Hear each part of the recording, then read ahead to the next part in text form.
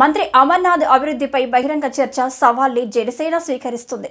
IT రంగంలో AP ఎంత అభివృద్ధి చేసిందో మంత్రి అమర్ చెప్పాలి. జనసేన కార్పొరేటర్ మూర్తి యాదవ్ కామెంట్స్. మంత్రి అమర్నాథ్ అభివృద్ధిపై బహిరంగ చర్చ సవాల్ని జనసేన స్వీకరిస్తుంది. ఐటీ రంగంలో ఏపీ ఎంత అభివృద్ధి చేసిందో మంత్రి అమర్ చెప్పాలి. పక్కనే తెలంగాణలో ఐటీ అభివృద్ధికి మన ఏపీ అభివృద్ధికి నక్కకి నాగలోకానికి ఉన్న తేడా ఉంది. స్టార్టప్ కంపెనీలు రాలేదు, ఉన్న కంపెనీలు వేధింపులు తట్టుకోలేక వెళ్లిపోయిన విషయం నిజం కాదా? 3500 ఉద్యోగాలు ఉన్న హెచ్ఎస్బీసీ ఎందుకు వెళ్లిపోయింది? పారిశ్రామిక ప్రోత్సాహక పాలసీలను ఎందుకు వైసీపీ ప్రభుత్వం రద్దు చేసింది? కంపెనీలకు విద్యుత్ ప్రోత్సాహం కింద రాయితీలు పక్క రాష్ట్రాలు ఇస్తున్నాయి. ఏపీలో ఎందుకు రాయితీ ఇవ్వడం లేదో వైసీపీ పెద్దలు చెప్పాలి. ఏపీలో పెట్టుబడులు పెట్టడానికి అదానీ డేటా సెంటర్ ఎందుకు వెనుకడుగు వేస్తుంది? ఐటీ మంత్రి అభివృద్ధి గురించి మాట్లాడటం హాస్యాస్పదంగా ఉంది. స్థానికులకు పరిశ్రమల్లో 75% ఉద్యోగాలు ఇవ్వాలని ఉంది. ఎక్కడైనా అమలు చేయగలిగారా? మంత్రిగా అమర్నాథ్ విశాఖ జిల్లాలో ఉన్న ఫార్మా కంపెనీలకు బొగ్గు సరఫరా చేసే వ్యాపారం చేశారు. అవినీతి చేయడం తప్ప ఏపీకి మంత్రిగా అమర్నాథ్ చేసిందే లేదు. ఎలక్ట్రానిక్ మీడియా ప్రతినిధులు, కెమెరామెన్ సోదరులు, ఫోటోగ్రాఫర్ సోదరులు అందరికీ కూడా పేరు పేరున హృదయపూర్వకంగా కృతజ్ఞతలు తెలుపుతా ఉన్నాం. రాష్ట్ర ఐటీ శాఖ, పరిశ్రమల శాఖ మంత్రి గారు నిన్న ఎప్పుడూ ఆనవాయితీగా సర్క్యూట్ హౌస్లో పరిశ్రమల గురించి, ఐటీ రంగం గురించి, రైల్వే జోన్ గురించి, పవన్ కళ్యాణ్ గారి గురించి చాలా అద్భుతమైనటువంటి ఒక సమాచారాన్ని రాష్ట్ర ప్రజలకు అందించారు. జనసేన పార్టీ ఏదైతే నిన్న ఐటీ మంత్రి గుడివాడ అమర్ గారు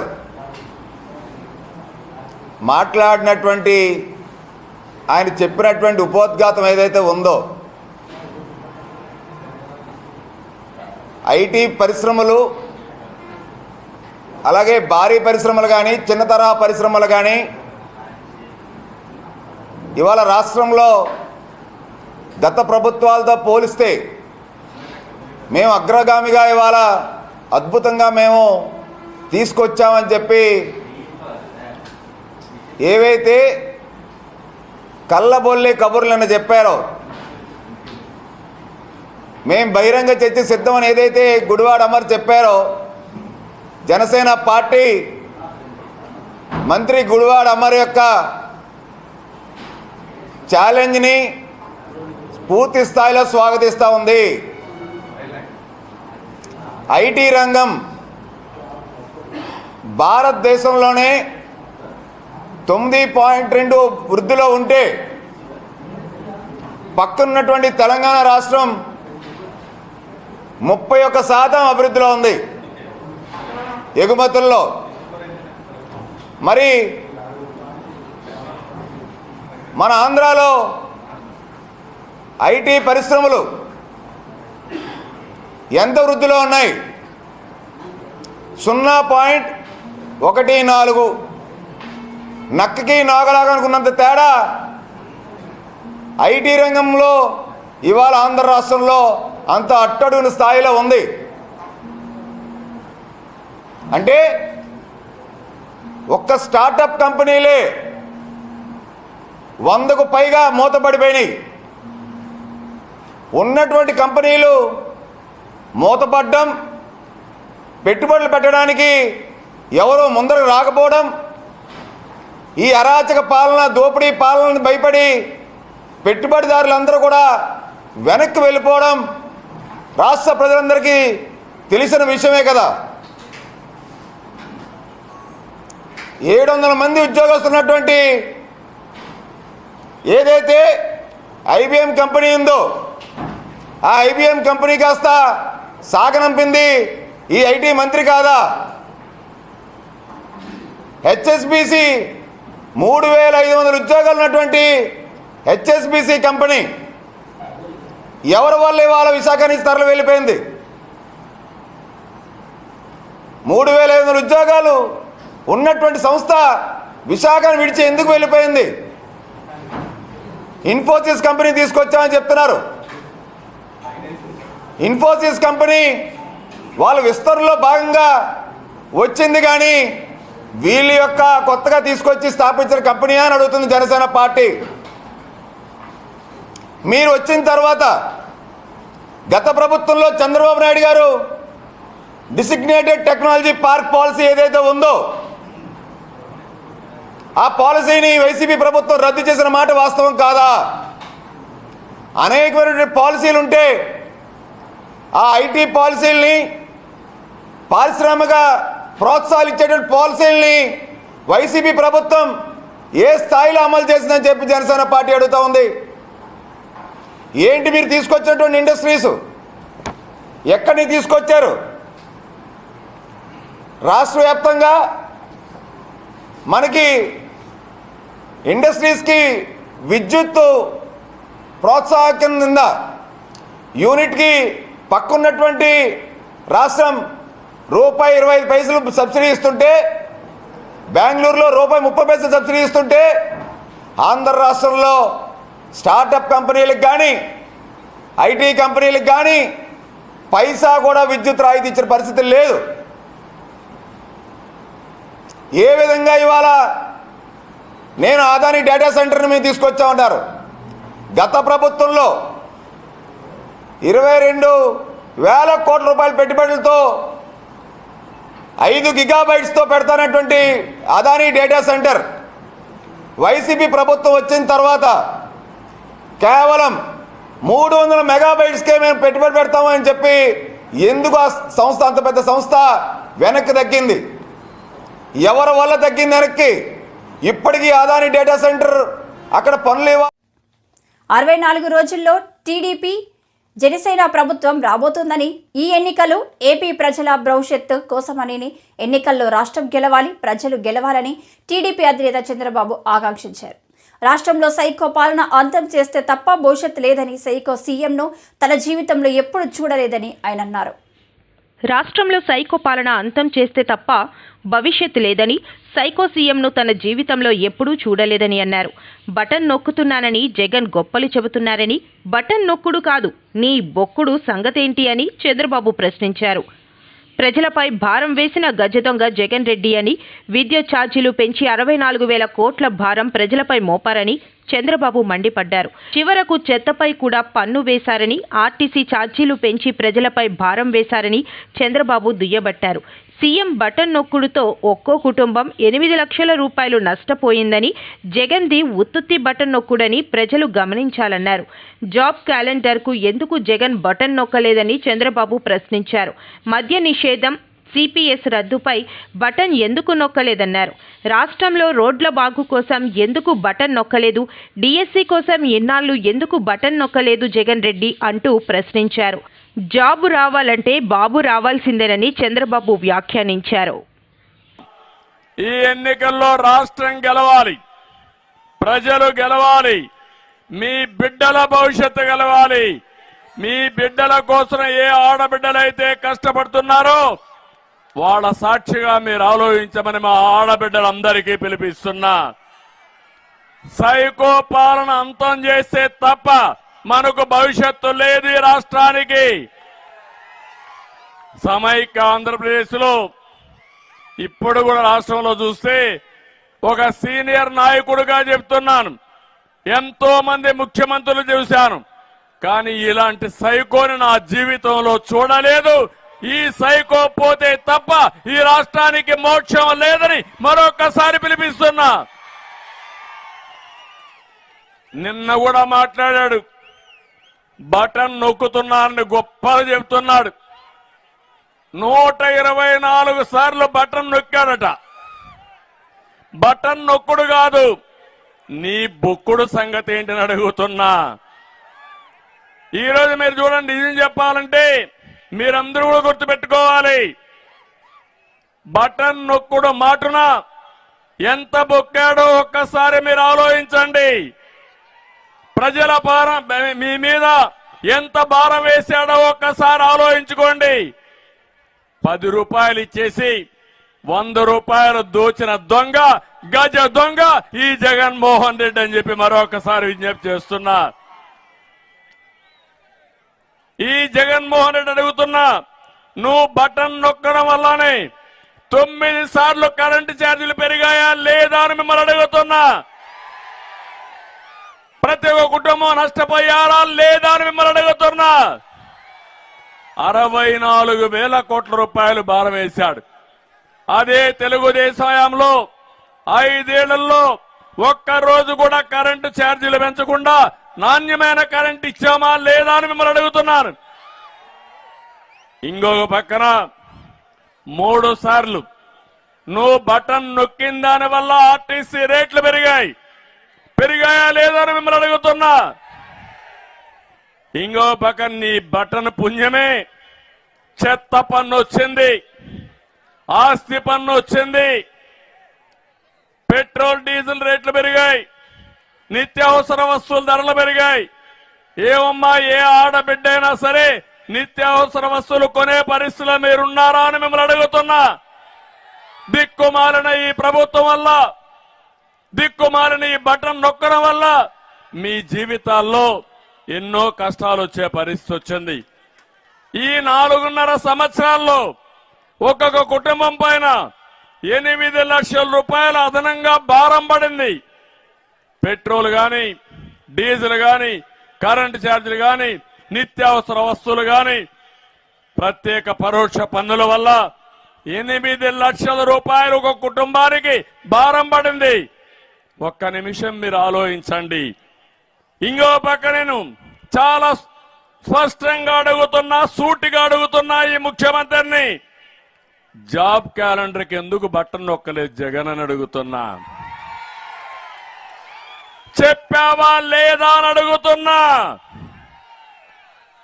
ప్రతి సంవత్సరం జాబ్ క్యాలెండర్ వస్తుందన్నాడా లేదా? 5 ఏళ్ళు అయిందా లేదా? ఒక్కసారి బటన్ నొక్కాడా తమ్ముళ్ళు నేను అడుగుతున్నా. మళ్ళీ అడుగుతున్నా, జాబు రావాలంటే ఇది ఒట్టి బటన్ అవునా కాదా అని మిమ్మల్ని అడుగుతున్నా. యువతను ఒకటే కోరుతున్నా, ముందుకు రండి తమ్ముళ్ళు, నేను అండగా ఉంటా, మీ భవిష్యత్తు బంగారు భవిష్యత్ చేసే బాధ్యత మాదని మరొక్కసారి యువతకు పిలిపిస్తున్నా. నేను అడుగుతున్నా మా ఆడబిడ్డల్ని, మద్య నిషేధానికి ఎందుకు బటన్ నొక్కలే జగన్? సమాధానం చెప్పు. చెప్పావా లేదా? ఆ రోజు ఓటు అడగని చెప్పాడా లేదమ్మా మీకందరికీ? ఇప్పుడు వచ్చి మళ్ళా ప్రజలపై భారం వేసిన గజ దొంగ జగన్ రెడ్డి అని, విద్యుత్ ఛార్జీలు పెంచి 64,000 కోట్ల భారం ప్రజలపై మోపారని చంద్రబాబు మండిపడ్డారు. చివరకు చెత్తపై కూడా పన్ను వేశారని, ఆర్టీసీ ఛార్జీలు పెంచి ప్రజలపై భారం వేశారని అయ్యన్న దుయ్యబట్టారు. వచ్చి ఎలక్షన్లో 2 చేతులతో 4 ఓట్లేసి మళ్ళీ తెలుగుదేశం పార్టీని, జనసేన పార్టీని గెలిపించమని చెప్పి ఉపాధ్యాయ సోదరులందరికీ కూడా నేను మనవి చేస్తానండి. అంతేకాకుండా సోదరులారా, ఉద్యోగస్తులు మన పిల్లలు చదువుకున్నారు. చంద్రబాబు గారి టైంలో ఇంజనీరింగ్ కాలేజీలు అనేక కాలేజీలు పెట్టాం. మన పిల్లలు బ్రహ్మాండం చదువుకున్నారు. చదువుకున్న పిల్లలు ఇవాళ బెంగళూరులో కానీ, చెన్నైలో కానీ, విదేశాల్లో కానీ బ్రహ్మాండంగా ఉద్యోగాలు చేస్తున్నారు. నువ్వు ఒకటికైనా ఉద్యోగం ఇచ్చావా జగన్మోహన్ రెడ్డి?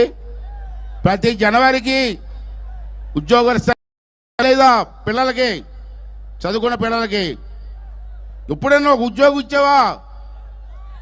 మొన్న సజ్జల రామకృష్ణారెడ్డి, ఆడు దౌర్భాగ్యుడు, ఆడంటాడు అయ్యన్న బాతుడు చాలా ఉద్యోగులు ఇచ్చాడు నాతోటి ప్రెస్లో. ఏమి ఇచ్చేవరా బాబు అంటే, మాంసం దుకాణాల్లోని, చేపల దుకాణాల్లోని, బ్రాందీ షాపుల్లో ఉద్యోగులు ఇచ్చేటట్టండి మహానుభావుడు. మరి చంద్రబాబు నాయుడు గారు ఐటీ ఉద్యోగాలు, లక్షలాది మంది ఉద్యోగాలు, లక్షలాది జీతాలకి అక్కడ విదేశాల్లో పనిచేస్తూ ఉంటే ఆ కుటుంబాలు ఎంత బాగుపడ్డాయి. దానికి కారణం చంద్రబాబు నాయుడు కాదా అని చెప్పి ఈసారి మీరు అందరూ కూడా అర్థం చేసుకోవాల్సినటువంటి అవసరం ఉంది. ఈ దౌర్భాగ్యాన్ని ఇంటికి కాదు జైలుకి పంపించవలసిన అవసరం ఉంది. మీ అందరి తరపున చంద్రబాబు గారు కోరుకున్నాను సార్ మిమ్మల్ని. మీరు మీ మంచితనం అతి మంచితనం అయిపోయింది సార్ మీది. ఆడు చూడండి ఎలా పరిపాలన చేశాడు. దౌర్భాగ్య నా కొడుకు ఎంతమందిని అరెస్ట్ చేశాడు, ఎంతమందిని చంపాడు. నా ఎస్సీలు, నా బీసీలు, నా ఎస్టీలు అంటాడు. నువ్వు ఎంతమంది బీసీలు చంపేశావు, నువ్వు ఎంతమంది ఎస్సీలు చంపేశావు, ఎంతమంది ఎస్టీలు వాళ్ళకి అన్యాయం చేసావో మరి ఒకసారి అర్థం చేసుకోవాల్సినటువంటి అవసరం ఉందని చెప్పి సందర్భంలో మీ అందరికీ మనం చేస్తాను. సోదరులారా, అధికారంలోకి వస్తే 2,30,000 ఉద్యోగాలు భర్తీ చేస్తారని మాట ఇచ్చావు. ఏమే ఉద్యోగాలు ఎక్కడ ఇచ్చావా? అంతేకాదు కానీ పోలీసులారు మీరు కూడా వినాలి. పోలీసులు కూడా మారాలి, మీరు మారాలా, తప్పదు. ప్రభుత్వం మారుతుంది, ఆపలేరు, ఎవరు ఆపలేరు. జన సమూహం ముందు ఉంది. అంటే పోలీసులు మారండి, ప్రభుత్వానికి రాబోయే ప్రభుత్వాన్ని సహకరించండి. మీకు కూడా మోసం చేశాడయ్యా. మీరు దాచుకున్న డబ్బులన్నీ తెప్పించాడు తెలుసా మీకు? మీ పోలీసులు దాచుకున్న డబ్బులన్నీ తెప్పించాడు మీకు తెలుసా అని అడుగుతున్నాను నేను. మీ డబ్బులు, మీ కుటుంబ డబ్బులు తెప్పిస్తే ఆడికి ఎలా సపోర్ట్ చేస్తారు? దొంగోడికి సపోర్ట్ చేస్తారా? ముఖ్యమంత్రి కావచ్చు దొంగోడు. సోదరులారా, ఒక మాట చెప్తాను. ఈవేళ నేను మొన్న వెస్ట్ గోదావరిలో ఇలాగ మీటింగ్లు అన్నాను. జగన్మోహన్ రెడ్డి 420 నా కొడుకు అన్నాను. అంటే నాకు కౌంటర్ ఇచ్చారు.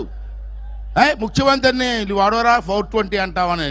నేను అనలేదు చెప్తాను. ఈ సభలో 2 సార్లు చెప్తాను. మీ అందరి దగ్గర ఫోన్లు ఉన్నాయా? సెల్ ఫోన్ తీయండి, బయట తీయండి ఒకసారి తీసి ఓపెన్ చేయండి. గూగుల్ కొట్టండి. 420 సీఎం అని కొట్టండి, ఏమొచ్చింది చూడండి. అసెంబ్లీలో గవర్నర్ జస్టిస్ అబ్దుల్ నజీర్ ప్రసంగం తప్పుల తడకగా ఉందని, అందుకే సభను బహిష్కరించి బయటికి వచ్చామని, గోబెల్స్ ప్రచారంతో 36 పేజీల ప్రసంగాన్ని మసిపూసి మారడికాయ చేశారని తెలుగుదేశం శాసనసభ పక్ష ఉపనేత గోరంట్ల బుచ్చయ్య చౌదరి విమర్శించారు. అందరికీ నమస్కారం. గవర్నర్ గారి ప్రసంగం ఒక నిస్సారమైన, నిస్తేజమైన విధానాలకి మసిపూసి మారేడుగాయ చేసేదానికి ప్రయత్నం జరిగింది. ఒక గోబెల్స్ ప్రచారం, అన్ని విధాలా ఫెయిల్యూర్ అయిన ప్రభుత్వం అంకెలగాడి చేసి భూతద్దంలో చూపించడానికి ఒక ప్రయత్నం చేసింది. 36 పేజీల గవర్నర్ ప్రసంగంలో వాస్తవ పరిస్థితుల్ని చెప్పడంలో ఫెయిల్యూర్ అయింది ప్రభుత్వం. అన్ని రంగాల్లో ఫెయిల్యూర్. రాష్ట్రాన్ని అప్పులమయంలో నెంబర్ 1 చేశారు. శాంతి భద్రతలో ఆఖరి స్థానానికి చేర్చారు.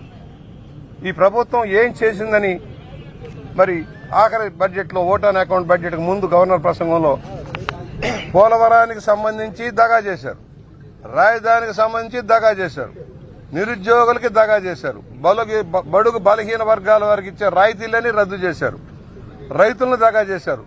కేంద్ర ప్రాయోజిత పథకాలను తెచ్చి జగనన్న పేర్లేసుకొని, వైఎస్ఆర్ పేర్లేసుకొని పబ్బం కట్టుకుంటా ఉన్నారు. నువ్వేం చేశావంటే సమాధానం లేదు. అప్పులమయంగా మార్చారు. అప్పుల్లో నెంబర్ 1 స్థానానికి ఈ రాష్ట్రాన్ని నెట్టారు. విద్యా వైద్య ప్రమాణాలు పడిపోయినాయి. కనీస సదుపాయాలు కల్పించడంలో ఫెయిల్యూర్ అయ్యారు. దోపిడీ పెరిగింది, ధరలు పెరిగిపోయినాయి, ప్రజల గుండెల్లో బాకులు గుంచారు. ఏ ఒక్క వాగ్దానాన్ని అమలు చేయాల. 95% అమలు చేశాను, 99% అమలు చేశాను, 170 సీట్లు ఇవ్వమని చెప్పేదానికి అర్హతే లేదు ఈ ముఖ్యమంత్రికి. పాపం గవర్నర్ గారు నీళ్లు మింగుతా ఉన్నారు. అబద్దాలు చెప్పలేక దగ్గుకుంటూ చెప్పే పరిస్థితి. ఆయనకు వాస్తవాలు తెలుసు. గవర్నర్ గారికి రాష్ట్రంలో పరిస్థితులన్నీ ఆయనకి తెలుసు. చెప్పలేక చెప్పారు. ఈ ముఖ్యమంత్రి యొక్క నిర్వాహకం వల్ల ఆంధ్రప్రదేశ్ పరువు పరిస్థితులు గంగలో కలిసిపోయాయి. తన కేసుల మాఫీ కోసం రాష్ట్రాన్ని తాకట్టు పెట్టేశాడు. ఇవాళ శాంతి భద్రతలు రోజు హత్యలు, మానభంగాలు, ఆత్మహత్యలు పెరిగిపోతా ఉన్నాయి రాష్ట్రంలో. శాంతి భద్రతలు ముఖ్యమైపోయినాయి. నీటిపారుదల రంగం కొనారెళ్లిపోయింది. అన్ని గోబెల్స్ ప్రభావం. అసలు బడ్జెట్ లో ఏ గవర్నర్ గారి ప్రసంగంలో చెప్పిన అంకెలన్నీ గారడి. గత ప్రభుత్వంలో నడిచిన పథకాలకే పేర్లు మార్చి నేను అది చేశాను, ఇది చేశాను అని చెప్పే పరిస్థితిలో ఉన్నాడు. ఈ ముఖ్యమంత్రి గారి నిర్వాహకం వల్ల రాష్ట్రం సర్వనాశనం అయిపోయింది. గవర్నర్ గారి ప్రసంగం వాస్తవ దృక్పథంతో లేదు. అది ప్రభుత్వ పథకాలు చెప్పేదానికి ఆయనతో చెప్పించారు. పాపం గవర్నర్ గారు ఏం చేస్తారు? వాళ్ళు ఇచ్చారు, ఈయన చదివాడు. చదవటానికి వాస్తవాలు తెలిసి దగ్గలేక పాప నీళ్లు దాగి 4 సార్లు నీళ్లు తాగే పరిస్థితి కల్పించాడు ఈ ముఖ్యమంత్రి గారు. ఇలాంటి ముఖ్యమంత్రి మనకు అవసరమా? ఎన్నో వేల కొద్ది వాగ్దానాలు చేసి అధికారంలోకి వచ్చిన ముఖ్యమంత్రి ఎన్ని అమలు చేశాడు? నవరత్నాలంటే 99,000 వాగ్దానాలు చేసి నవరత్నాలకు మార్చానంటే ఎవడో నమ్మేది? కనుక ఈ ప్రభుత్వం ఫెయిల్యూర్ అయింది. 5 సంవత్సరాల పరిపాలనకి ఈ గవర్నర్ గారి ప్రస్తుతం అద్దం పట్టడం లేదు, వాస్తవ దృక్పథంతో లేదని సవినయంగా మనవి చేస్తా ఉన్నాం.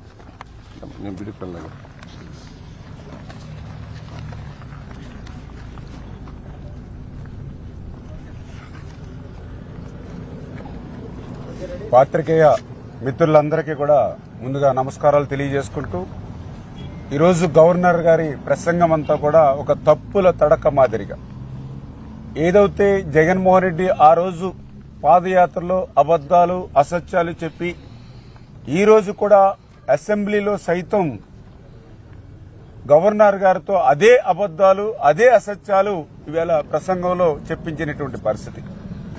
ప్రపంచంలోనే అత్యంత ఎత్తైనటువంటి ఎవరెస్ట్ శిఖరానికి లోయకి ఎంత దూరం ఉంటుందో అదేవిధంగా వాస్తవాలకి గవర్నర్ గారి ప్రసంగానికి అంత దూరం ఉన్నటువంటి పరిస్థితి. ఎందుకు ఈ మాట చెప్తూ ఉన్నామనంటే, నిస్సిగ్గుగా ఈవేళ అసెంబ్లీ సాక్షిగా అసత్యాలు ఈవేళ గవర్నర్ గారితో పలికించడం, అందులో ఏదైతే విద్య నాడు నేడు గురించి చాలా గొప్పగా మరి గవర్నర్ గారితో చెప్పించారు. కానీ వాస్తవంగా చూస్తే ఈవేళ ప్రాథమిక పాఠశాలలు నిర్వీర్యమైపోయి 4-5 తరగతుల్ని మరి క్లోజ్ అవడంతో ఈవేళ గ్రామీణ ప్రాంతాల్లో పర్టికులర్ గా ఎవరైతే బడుగు బలహీన వర్గాలు చదువుకునేటువంటి పాఠశాలలు మూతపడిపోయినటువంటి పరిస్థితి ఈవేళ గ్రామాల్లో చూస్తున్నటువంటి. హామీల అమలుపై చంద్రబాబు అస్థి ప్రచారం చేస్తున్నారని, మేనిఫెస్టోలో ఇచ్చిన హామీలను 99% నెరవేర్చిన ఏకైక ప్రభుత్వం వైఎస్ఆర్సీపీ ప్రభుత్వమని ఇరిగేషన్ శాఖ మంత్రి అంబటి రాంబాబు అన్నారు. 2014 ఎన్నికల్లో 600కు పైగా హామీలిచ్చి వాటిలో 10% కూడా అమలు చేయలేక మేనిఫెస్టోనే మాయం చేసిన ఘనుడు చంద్రబాబు అని దుయ్యబట్టారు. నారా చంద్రబాబు నాయుడు గారు 2014 నుంచి 2019 వరకు కూడా ఈ రాష్ట్రాన్ని పరిపాలన చేసేటటువంటి అవకాశం ప్రజలు ఇచ్చారు. ఆయన ఇచ్చినటువంటి ఏ వాగ్దానాన్ని అమలు చేయలేదు. జగన్మోహన్ రెడ్డి గారు ఇచ్చిన ప్రతి వాగ్దానాన్ని అమలు చేశారు. ఇది వ్యత్యాసమని మనవి చేస్తున్నా. ఎంత చిత్రం అంటే, మేము మేనిఫెస్టో వేశాం, ఆ మేనిఫెస్టోని ప్రతి ఇంటికి తీసుకువెళ్ళి ఇస్తున్నాం. చంద్రబాబు నాయుడు గారు 2014లో ఇచ్చినటువంటి మేనిఫెస్టో అదృశ్యమైపోయింది, వెబ్సైట్లో లేదు. అంటే దాన్ని చూసి సిగ్గుపడవలసినటువంటి పరిస్థితి చంద్రబాబు నాయుడు గారికి వచ్చింది. అందువల్ల దాన్ని మాయం చేశారు. మేనిఫెస్టోలను మాయం చేసేటటువంటి తత్వం కలిగినటువంటి వ్యక్తి నారా చంద్రబాబు నాయుడు గారు. ఇచ్చినటువంటి మేనిఫెస్టోను అమలు చేసి ఇంటికి తీసుకువెళ్లి ఇచ్చేటటువంటి తత్వం కలిగినటువంటి వ్యక్తి జగన్మోహన్ రెడ్డి గారు, ఈ రాష్ట్ర ప్రభుత్వాన్ని మనవి చేస్తున్నా. ఇచ్చిన ప్రతి హామీని నెరవేర్చినటువంటి వ్యక్తిగా మళ్ళా తిరిగి మేము ఓటు అడగడానికి వెళుతున్నాం, సిద్ధమయ్యాం. మళ్ళా ఈ రాష్ట్రంలో 175 మా టార్గెట్. అధికారంలోకి రావడం కాదు, ఏ 150తోనో 130తోనో 120తోనో అధికారంలోకి రావడం కాదు. 175 సీట్లకి 175 సీట్లు గెలిచి చరిత్ర సృష్టించి అధికారంలోకి రావాలనే ఉద్దేశంతో మేము టార్గెట్ పెట్టుకొని ముందుకు వెళుతున్నాం. దానికి సంబంధించి అనేకమైన మార్పులు చేర్పులు చేసేటటువంటి కార్యక్రమం కూడా చేస్తున్నామని మనవి చేస్తూ, ఇచ్చిన ప్రతి మాటను నిలబెట్టుకున్నటువంటి వ్యక్తి జగన్మోహన్ రెడ్డి గారు, ఇచ్చిన ప్రతి మాటను చెత్తబుట్టలో వేసినటువంటి చంద్రబాబు నాయుడు గారు. ఇది వారి వ్యత్యాసం అని ఈ సందర్భంగా నేను చెప్పదలుచుకున్నాను. పొద్దున ఒకసారి సాయంత్రం ఒకసారి వెళ్ళి వచ్చాయంట పవన్ కళ్యాణ్ గారు చంద్రబాబు నాయుడు గారి ఇంటికి. దేనికి వెళ్ళాడో నాకు అర్థం కాల. ముష్టి కోసం వెళ్ళాడా? సీట్లు ముష్టి కోసం. అయ్యా నేను చెప్తానయ్యా, ఆ జనసేన కార్యకర్తలకి జనసేన నాయకులకి మాకు టికెట్ వస్తుంది, మేము గెలుస్తాము ఓడతాము అని కంగారు పడుతున్నటువంటి జనసేన నాయకులందరికీ చెప్తున్నా, కుక్క తోక పట్టుకొని గోదావరి ఈదకండి. చంద్రబాబు నాయుడు గారి మాట విని పవన్ కళ్యాణ్ ముంచే పరిస్థితిలో ఉన్నాడు. ఏదో 60 సీట్లు ఇస్తారు, 70 సీట్లు ఇస్తారు, 8-9 పార్లమెంట్ సీట్లు ఇస్తారని బయట మీరు ప్రచారం చేసుకుంటారు. ముష్టేస్తాడు. ఆ ముష్టి తీసుకునేటువంటి పరిస్థితి తప్ప గత్యంతరం లేని పరిస్థితి మీకుందని మనవి చేస్తున్నా. పొద్దున ఒకసారి వెళ్ళాడు, సాయంత్రం ఒకసారి వెళ్ళాడు. రోజు తిరగటమే పని తప్ప ఫలితం ఉండదు. ఏ 20, 25, 22, 23 ఇస్తే గగనం. ఇది అందరికీ తెలిసినటువంటి సత్యం. ఇవన్నీ కూడా మీరు ఆలోచించుకోండి. ఎవరైతే జనసేనకు ఉన్నటువంటి కార్యకర్తలు మీరు మోసపోతున్నారనే విషయాన్ని దయచేసి గమనించమని ఈ సందర్భంగా నేను చెప్పదలుచుకున్నాను.